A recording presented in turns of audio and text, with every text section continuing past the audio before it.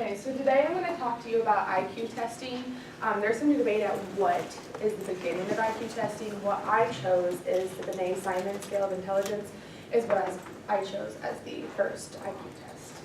So a little bit about what came before the Binet-Simon. We started with James McKean Cattell's psychophysical tests. So if you guys remember when Dr. D came up here and we did all those tests on her, things like when we put that pencil to her head and she had to do pain tolerance, or we gave her 2 bags of something and she had to decide which one was heavier. So that was the things that went off reaction time, was the first mental test, not IQ test, mental test. So we know now that obviously those didn't have a lot of things to do with intelligence. They did keep one thing, I believe, from Cattell's test, which had something to do with memory. So Alfred Binet came in and he got wind of what Cattell was doing, and he started doing tests on actually his daughters and their friends, things like reaction tests, things like that. He did find that children had slower reaction time than adults. Now, he realized that it wasn't because of the actual reaction time, it was because of their attention span.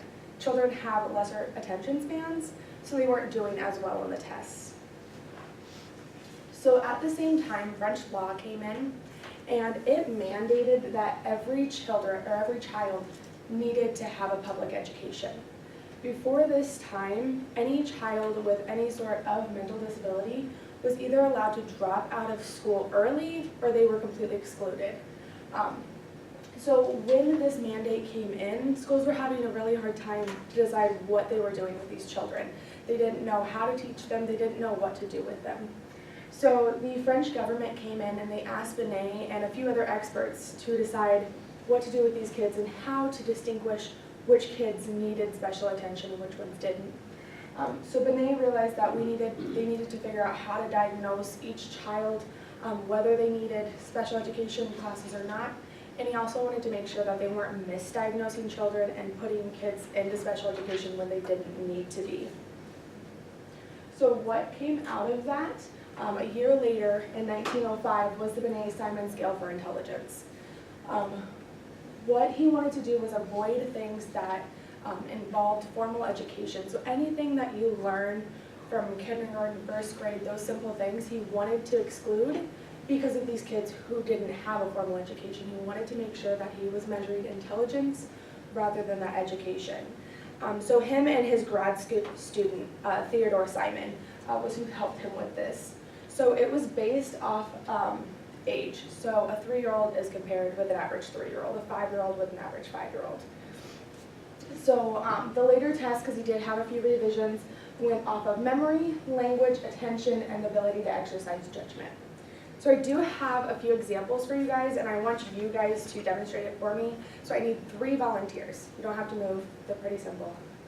Okay, Vanessa. So the first one is I need you to point to your nose for me. Okay, and I need you to point to your eyes for me, and point to your mouth. So that's a question that they would ask an average 3-year-old. Another volunteer for me? Okay, is it morning or is it afternoon right now? Morning. It is morning, so that would be a question for an average 6-year-old. And then one more volunteer. Good job, Sophia. Can you name the months of the year for me?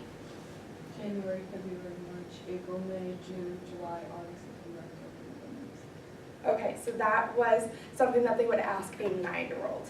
And then it went up from there, but they only went for children. So after a certain age, for example, if you compare a 23-year-old with a 24-year-old, there's not much difference in there. So with children, it was way easier to decide if you're functioning at a 3-year-old level or a 5-year-old level, you can really tell the difference there, versus once you get to adulthood, there's not a lot of difference with intelligence. Now, in 1916, which is about 11 years after the first scale came out, Louis Terman realized that there were a few issues with the Binet-Simon scale. He realized that it only worked for people with mental disabilities and not gifted students. So you had a hard time categorizing who came, had a hard time categorizing once you were above your average age level, how to kind of categorize that, how to decide where you were at in that point. So he did update the scale and renamed it the Stanford Binet. So poor Theodore lost his name in that. It now does measure children and adults for intellectually disabled to intellectually gifted. So it can go anyone from the age of whatever you want to do that, all the way up to adulthood. So anywhere in between, versus Binet was specifically for children. And it is on the 5th edition as of today. So they've done revisions, try to make it as close as possible to measuring intelligence. So just a little recap. So we started with Cattell's mental testing, so focusing on reaction time rather than actual intelligence. We moved to the Binet-Simon for intellectually disabled children and children only.